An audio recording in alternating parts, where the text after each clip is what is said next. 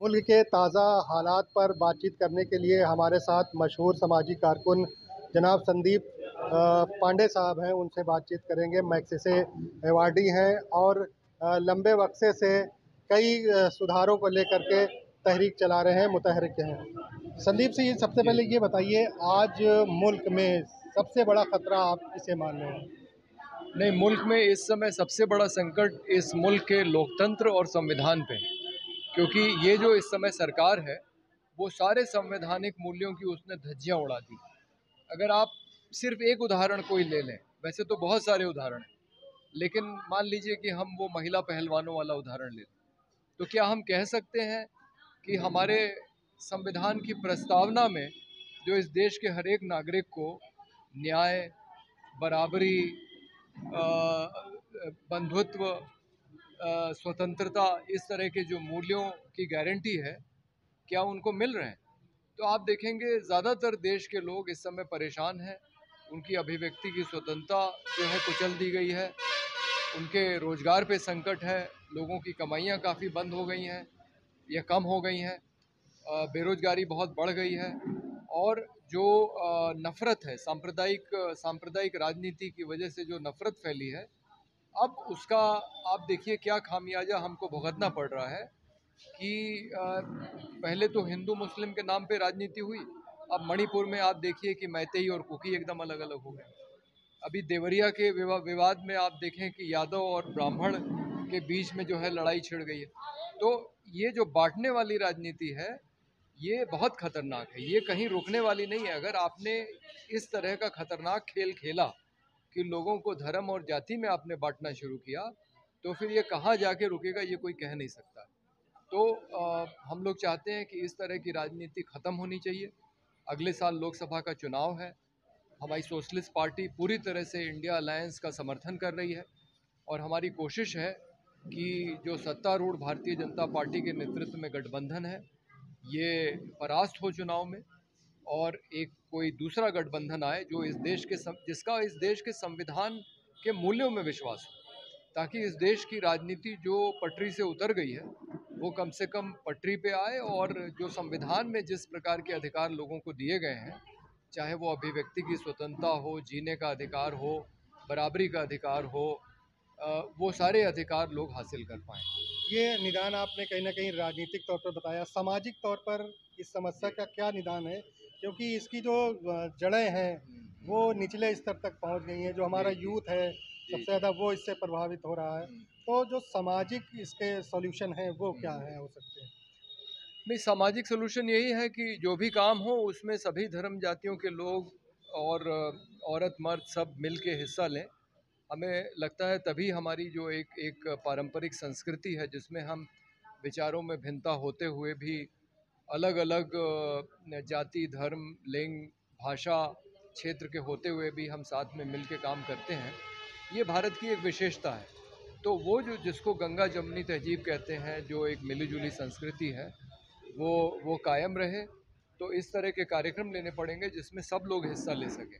अगर इस तरह के कार्यक्रम होंगे जिसमें आप किसी वर्ग को वंचित करेंगे, या जैसे मणिपुर में हो गया है कि एकदम मैतेई इलाके में कोई कुकी नहीं जा सकता, कुकी इलाके में कोई मैते नहीं जा सकता, जैसे गुजरात के अंदर हिंदू मुसलमानों के बीच में भेद हो गया है। तो इस तरह से अगर इसका अगर हमको मुकाबला करना है, तो वो इसी तरीके से हो सकता है कि सब लोग मिल के काम करें और जो भी कार्यक्रम हो उसमें सब लोग शामिल हों।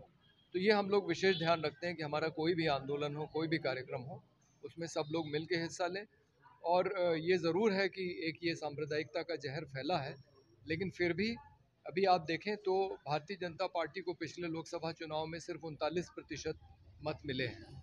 तो इसका मतलब अभी बहुसंख्यक लोग अभी उस किस्म की राजनीति का समर्थन नहीं कर रहे हैं। और ज़मीन पे भी मैं देखता हूँ कि अगर हम सिर्फ हिंदू मुस्लिम एकता की बात ले लें, तो अभी हिंदू मुस्लिम एकता काफ़ी हद तक मजबूत है ज़मीनी स्तर पे। ऊपर की राजनीति ज़रूर एक एक कोशिश कर रही है लोगों को बांटने की, लेकिन अभी वो उसमें पूरी तरह से सफल नहीं। क्या लगता है, जो बीजेपी है, वो कहीं न कहीं जो जातिगत फूट है लोगों के जी, अंदर जी, जो जी, हुआ है, जो और जो दूसरी पार्टियां थीं, जी। वो उतना मजबूती से नहीं लड़ पा रही हैं, हम्म। उसकी वजह से क्या बीजेपी मजबूत है? या और कोई वजह है? हाँ, बीजेपी को इसका फ़ायदा तो मिला है ज़रूर। और दूसरी ये बात है कि देखिए आप आवेश वाली बात करके, लोगों की धार्मिक भावनाओं से खेल के आप कुछ समय के लिए उनको आप अपने पक्ष में कर सकते हैं। तो भारतीय जनता पार्टी ने, ये तो सबसे आसान राजनीति है कि आप धर्म का इस्तेमाल कर लें, आप धर्म के नाम पे वोट मांग लें। आपको तो कोई मेहनत करनी नहीं है, भाई धर्म तो पहले से चले आ रहे हैं। तो उन्होंने ये शॉर्टकट अपनाया और लोगों की धार्मिक भावनाओं का दोहन करके लिए अपने अपने लिए मतों की गोलबंदी की। लेकिन ये राजनीति बहुत ज़्यादा दिन चलने वाली नहीं है, क्योंकि लोगों की के जीवन में जो समस्याएं हैं, वो बेरोजगारी हो, महंगाई हो, अशिक्षा हो, लोगों के पास इलाज कराने का पैसा नहीं है, इस तरह की जो समस्याएं हैं वो लोगों के लिए तो है ही हैं, उनके उनको प्रभावित करती हैं उनके दैनिक जीवन को। और जब लोग इस बात को धीरे धीरे समझेंगे कि ये जो उनकी भावनाओं के साथ खिलवाड़ करके जो राजनीति होती है, वो उनके जीवन की जो सही समस्याएं हैं उनका समाधान नहीं दे पाएगी, तो लोग फिर लोगों का उस किस्म की राजनीति से मोहभंग होगा भी। अच्छा, जो विपक्ष है वो भी बहुत ज़्यादा उतना सक्रिय हाँ, हाँ। नहीं है बीजेपी जी, के जी। खिलाफ। आप अभी जी। जैसे आपने समर्थन किया जी, इंडिया जी। अलायंस का, उसके अंदर भी काफ़ी मतभेद हैं। जी, तो जी। इस तरीके से मतभेद और जो महत्वाकांक्षाएँ हैं, उसमें कैसे आप लोग बीजेपी को टक्कर दे पाएँगे? देखिए, ऐसा नहीं है कि भारतीय जनता पार्टी के अंदर उस तरह की के मतभेद नहीं है। उनका जो तरीका है, वो एक कोई लोकतांत्रिक पार्टी नहीं है। भारतीय जनता पार्टी के 300 के करीब सांसद होते हुए भी आपको ये जान के आश्चर्य होगा कि संसद में उनके सिर्फ 10-12 सांसद को ही बोलने की अनुमति रहती है। बाकी लोग बोल भी नहीं सकते। तो किसी भी बिल पे बहस होने की कोई गुंजाइश ही नहीं। तो उनका काम करने का तरीका गैर लोकतांत्रिक। वो एक ऐसा संगठन है जिसमें ऊपर के आदेश का सबको पालन करना पड़ता है। इस तरह की संगठन और इस तरह की संस्कृति लोकतंत्र के लिए कोई कोई अच्छी बात नहीं है।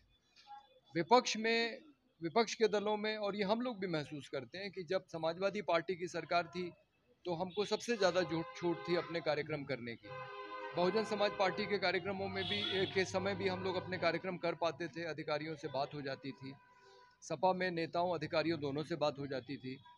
लेकिन ये जो सरकार है, ये तो एकदम मनमानी वाली सरकार है। इसमें अगर आप किसी से बात कर भी लें तो कोई आपकी बात सुनेगा इसकी गारंटी नहीं।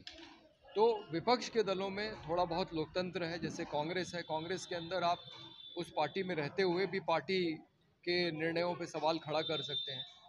तो ये जाहिर है कि जहाँ पे बोलने की आज़ादी रहेगी और मतभेद व्यक्त करने की आज़ादी रहेगी, वहाँ पे आपको मतभेद ज़्यादा दिखाई पड़ेंगे।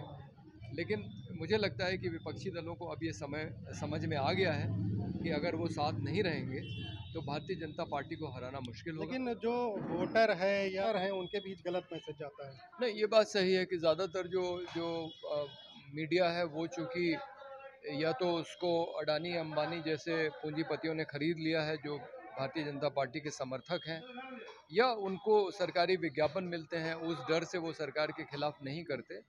तो ये भी लोकतंत्र के लिए बहुत हानिकारक है, क्योंकि मीडिया लोकतंत्र का चौथा स्तंभ है और धीरे धीरे करके सभी स्तंभों को कमज़ोर कर दिया गया है, न्यायपालिका को शामिल करते हुए।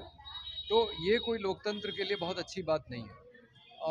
हमें लगता है कि अगर माहौल खुलेगा, अगर ये जो एक प्रतिबंध लगाया गया है, जो एक लोगों के दिमागों में डर पैदा किया गया है, ये हटेगा तो फिर वैसा माहौल बनेगा जिसमें लोग खुल के अपनी बात रख पाएंगे और मीडिया भी स्वतंत्र रूप से काम कर नहीं, पाएगी। जो ये भ्रम फैलता है वोटर में कि मतभेद है, इसको दूर करने के लिए, क्योंकि आप सपोर्ट कर रहे हैं, हाँ, पार्टी हाँ। भी है, क्या जी। पहल करेंगे इसके लिए?